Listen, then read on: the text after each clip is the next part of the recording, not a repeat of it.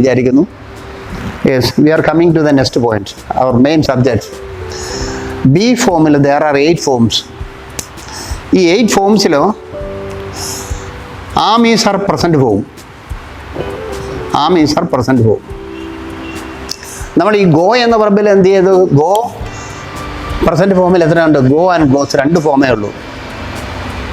Present ഫോമിൽ go ആ വെർബിനെ spelt ചെയ്തപ്പോൾ 2 ഫോമേ ഉള്ളൂ. പ്രസൻറ്റ് ടെൻസിൽ പ്രസൻറ്റ് ഫോം, ഗോയ്ക്ക് present form, go and goes 2 ഉള്ളൂ.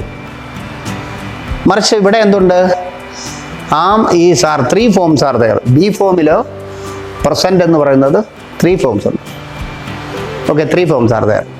ഇവിടെ ഐയോട് കൂടെ മാത്രമാണ് ആം എന്നുള്ളത് നമുക്കറിയാവുന്നതുകൊണ്ട് അതിനെ ഒഴിവാക്കിക്കൊണ്ട് അതിനെ മാറ്റി നിർത്തിയാൽ വീണ്ടും 2 ഫോമുണ്ട്.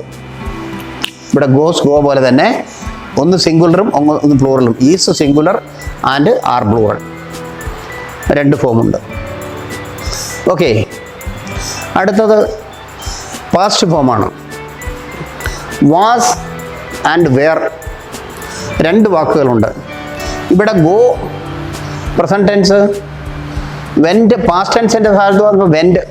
പാസ്റ്റ് ഒരേ ഫോമേ ഉള്ളൂ, പാസ്റ്റ് ടെൻസിന് 1 ഫോമേ ഉള്ളൂ. ഓക്കെ, 2 വാക്കുകളില്ല, 1 വാക്കേ ഉള്ളൂ. എന്നാൽ ഇവിടെ ബി ഫോമിൽ വന്നപ്പോൾ ഇവിടെ 2 വാക്കുകളുണ്ട്. Was and were. Was and were എന്ന 2 വാക്കുണ്ട്.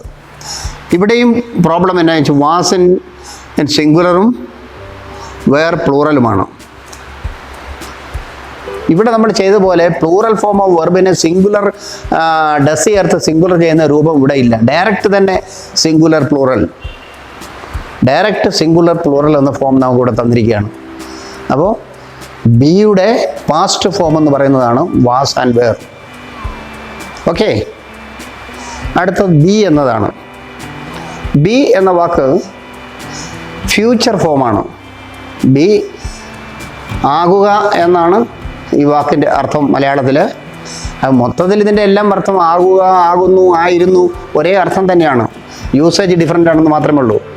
ആകുക എന്ന ഒരു പ്രധാന വെർബിൻ്റെ, ഒരു കീ വെർബിൻ്റെ അതർ ഫോംസ് ആണിത്. ബി നമ്മൾ ഉപയോഗിക്കുന്നത് ഫ്യൂച്ചർ ഫോമിന് വേണ്ടിയിട്ടാണ്. ഫ്യൂച്ചർ ഫോമിന് വേണ്ടിയിട്ടാണ് നമ്മൾ ഉപയോഗിക്കുന്നത്. So for example, tomorrow will be holiday. നമുക്ക് എല്ലാവർക്കും പരിചയമുള്ളൊരു വാക്ക്, tomorrow will be holiday. Be അവിടെ വന്നിരിക്കുന്നത് ഫ്യൂച്ചറിനെ കാണിക്കുന്നതിന് വേണ്ടിയിട്ടാണ്.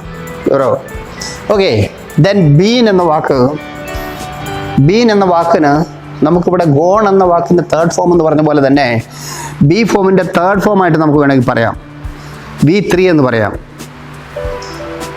Is the past participle form of B. Been is the past participle form of B. ഈ ഗോൺ എന്ന യൂസേജ് V3 അവിടെ വരുന്ന പെർഫെക്റ്റ് ടെൻസിൽ വരുന്ന പോലെ തന്നെ ഈ ബീനും പെർഫെക്റ്റ് ടെൻസിലാണ് വരുന്നത്. ഓക്കെ, മറ്റൊന്ന് പാസ്റ്റിന് പാസ്റ്റാണ് ബി. നമ്മൾ വാസ് ആൻഡ് വെയർ, അതും നമ്മുടെ മലയാള ഭാഷയിൽ ഇല്ലാത്തൊരു യൂസേജാണ്. ഒരു പാസ്റ്റ് ടെൻസിന് വീണ്ടും ഒരു പാസ്റ്റ് ടെൻസ്. ഇപ്പോൾ was and were past tense ആണല്ലോ, അതിനൊരു പാസ്റ്റ് ടെൻസ് വേണമെങ്കിൽ ആ പാസ്റ്റ് ടെൻസിന് ബീൻ എന്ന് പറയും. അതായത് പാസ്റ്റിന് പാസ്റ്റാണ് ബീൻ എന്ന പ്രയോഗം. ഇത് പെർഫെക്റ്റ് ടെൻസിലാണ് സാധാരണ ഉപയോഗിക്കപ്പെടുന്നത്. ഓക്കെ, ബീയിങ് എന്ന മറ്റൊരു വാക്കാണ്.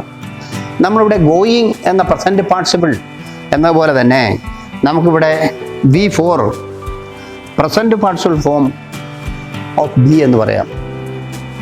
ബീയിങ്ങിനെ ഒരു കണ്ടിന്യൂസ് ആക്ഷൻ, എസ്പെഷ്യലി ഈ വാക്ക് കൂടുതലും ഉപയോഗിക്കുന്നത് പാസീവ് ടെൻസിലെ കണ്ടിന്യൂസ് ഫോമിന് വേണ്ടിയിട്ടാണ്. അതൊരു കണ്ടിന്യൂറ്റി കാണിക്കാൻ വേണ്ടിയിട്ടാണ്.